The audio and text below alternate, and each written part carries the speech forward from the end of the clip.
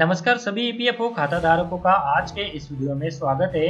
आज के इस वीडियो में नौकरी बदलने के बाद आप आपका जो पुराना पीएफ का पैसा है वो किस तरह से ट्रांसफर कर सकते हैं, तो उसी तरीके के बारे में आज मैं आपको इस वीडियो में जानकारी देने वाला हूँ। तो जी हाँ दोस्तों, कोरोना की वजह से बहुत सारे लोगों ने जो है वो अपनी जॉब खो दी है और बहुत सारे लोग जो है वो नई जॉब की तलाश कर रहे हैं। ऐसे में नई जॉब मिलने के बाद आपका जो पुराना पीएफ का पैसा है तो उसे जो है वो आप किस तरह से नए पीएफ खाते में ट्रांसफर कर सकते हैं, तो इसे जानना आपके लिए बहुत ही जरूरी है, नहीं तो आपका पैसा जो है वो अटक जाएगा।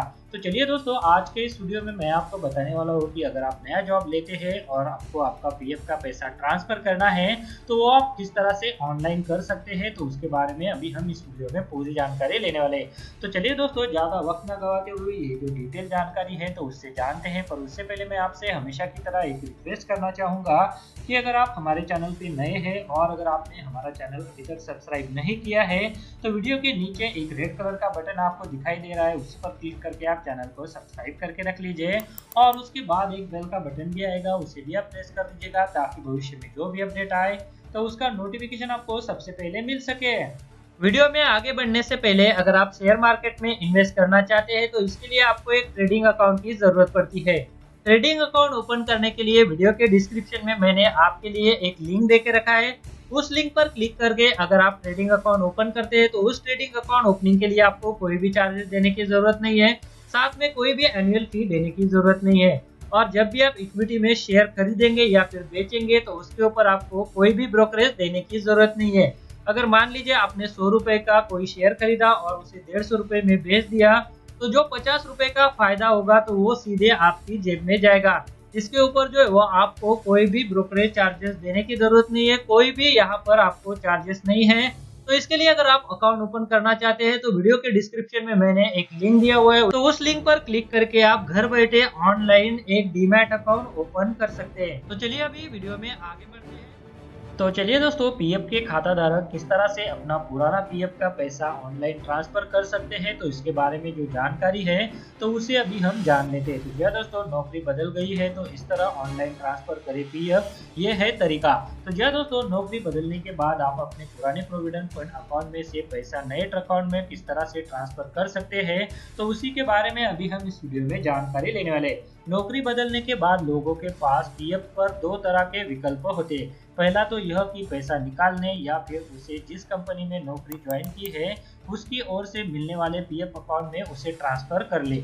नौकरी बदलने के बाद यूनिवर्सल अकाउंट नंबर नहीं बदलता, जबकि नया एम्प्लॉयर आपका नया ईपीएफ अकाउंट खोलता है। अगर आप पुराने पीएफ खाते से पैसा नहीं निकालना चाहते हैं तो इसे आसानी से ऑनलाइन ट्रांसफर कर सकते हैं। इसका तरीका बेहद ही आसान है और आप चुटकियों में इस काम को पूरा कर सकते हैं। तो जी हाँ दोस्तों, आपका जो पीएफ का ट्रांसफर है तो उसे जो आप चुटकियों में कर सकते हैं। इसके लिए केवल आपको आपके यूएन में लॉगिन करना होगा।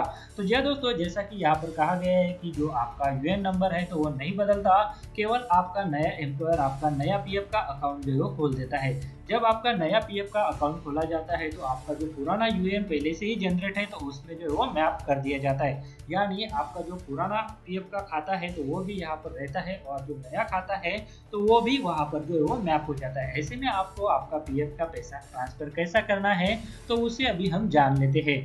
तो इसके लिए सबसे पहले आपको जो आपके यूएन में लॉगिन कर लेना होगा। उसके बाद आपको ईपीएफ अकाउंट को लॉगिन करके वहां पर ऑनलाइन सर्विसेज पर जाना होगा। One member one EPF account transfer request पर क्लिक करना होगा। यूएन और पुरानी ईपीएफ मेंबर आईडी वहां पर दर्ज करनी होगी। तो जी हाँ दोस्तों, अगर आप चाहते हैं कि इसके ऊपर एक ऑनलाइन डिटेल डिपो मैं आपके लिए बनाऊं किस तरह से हम यूएन में लॉगिन करके हमारा पीएफ ट्रांसफर का प्रोसेस कर सकते हैं, तो इस वीडियो के नीचे आप मुझे कमेंट कीजिए। मैं आपके लिए यूएन में लॉगिन करके किस तरह से पीएफ ट्रांसफर किया जाता है, कौन सा फॉर्म वहां पर भरा जाता है, तो इसके लिए फॉर्म नंबर 13 होता है तो वो वहां पर अप्लाई किया जाता है। तो इसके बारे में जो है वहां पर मैं आपको एक step by step detail demo दिखा दूंगा। तो चलिए यहाँ पर अगला जो स्टेप है तो इसे हम देख लेते हैं। तो यहाँ पर हमने देखा कि यूएन और पुरानी ईपीएफ मेंबर आईडी आपको दर्ज करना होगा। उसके बाद आपको यहाँ सिलेक्ट करें कि ट्रांसफर वेलिडेशन करने के लिए आप मौजूदा या पुराने एम्प्लॉयर को पसंद करेंगे। पुराने खाते को सिलेक्ट कर ओटीपी जनरेट करना होगा आपको। उसके बाद आपका ओटीपी आपके द्वारा एंटर करते ही आपकी पीएफ ट्रांसफर की रिक्वेस्ट आपके एम्प्लॉयर के पास चली जाएगी। फॉर्म 13 भरे और इसे पुराने या मौजूदा एम्प्लॉयर के पास जमा कर दे। गौरतलब है कि कोरोना संकट के चलते कई नौकरी पेशाओं को छटनी का शिकार होना पड़ा है। कंपनियां कर्मचारियों को कम सैलरी दे रही है। संकट की इस घड़ी में नौकरी पेशा लोगों को आर्थिक तंगी से जूझना पड़ रहा है। ऐसे में उनके सबसे ज्यादा काम प्रोविडेंट फंड आ रहा है। सरकार ने इसके नियमों में भी ढील दे दी है। पीएफ खाता धारक आसानी से पीएफ क्लेम कर सकते हैं। तो जी हाँ दोस्तों, ये जो पुराना पीएफ का पैसा है तो वो हम किस तरह से ट्रांसफर कर सकते हैं, तो उसी के बारे में अभी मैंने आपको इस वीडियो में जानकारी दी। बहुत ही आसान प्रोसेस है। केवल आपको आपके यूएन में लॉगिन करना है, वहाँ पर ऑनलाइन सर्विसेज पर जाना है, वहाँ पर आपको one member one EPF account transfer request पर क्लिक करना होगा। उसके बाद आपको जो पुराना ईपीएफ का नंबर है तो वहाँ पर आपको उसकी पूरी डिटेल डालनी होगी। उसके बाद वहाँ पर आपको कौन से एम्प्लॉयर के तहत जो आप वहाँ से हेरिडेशन करवाना चाहते हैं तो वो आपको सिलेक्ट करना होगा, आपका करंट एम्प्लॉयर या फिर पुराना एम्प्लॉयर। उसके बाद आपका जो ओटीपी है तो वो आपके मोबाइल पर आ जाएगा, तो उसे एंटर करते ही जो आपकी रिक्वेस्ट है तो वो एम्प्लॉयर के पास चली जाएगी। उसके बाद यहाँ पर आपको वो जो फॉर्म है तो वो डाउनलोड कर लेना होगा और उस पर साइन करके जो है वो आपके एम्प्लॉयर के पास जो है वो जमा करवा देना होगा। तो इसके बाद जो है वो आपका एम्प्लॉयर आपकी रिक्वेस्ट को अप्रूव करेगा और आपका जो पीएफ का पैसा है तो वो ट्रांसफर हो जाएगा। तो जय दोस्तों, आज के इस वीडियो में इसी के बारे में मुझे आपको जानकारी देनी थी। वीडियो में दी गई जानकारी अगर आपको अच्छी लगी है तो इस वीडियो को लाइक जरूर कीजिएगा, और अगर आपने चैनल को अभी तक सब्सक्राइब नहीं किया है तो वीडियो के नीचे जो रेड कलर का बटन है उसे प्रेस करके आप चैनल को सब्सक्राइब करके रख लीजिए, और उसके बाद जो बेल का बटन आएगा उसे भी आप प्रेस कर दीजिए, ताकि भविष्य में जो भी अपडेट आए तो उसका नोटिफिकेशन आपको सबसे पहले मिल सके। इस वीडियो को देखने के लिए आपका बहुत बहुत धन्यवाद। अगर आपको कोई सवाल है या फिर कोई कमेंट है तो आप इस वीडियो के नीचे जो कमेंट बॉक्स है वहाँ पे कर सकते हैं। और साथ में दोस्तों, अगर आप मेरे चैनल पे पहली बार विजिट करें तो मेरे चैनल को सब्सक्राइब कीजिए, और जो उसके बाद बेल का आइकॉन आएगा उसे भी आप प्रेस कर दीजिए, ताकि मेरे जो आने वाले वीडियोज़ है वो सबसे पहले आपको देखने को मिल सके।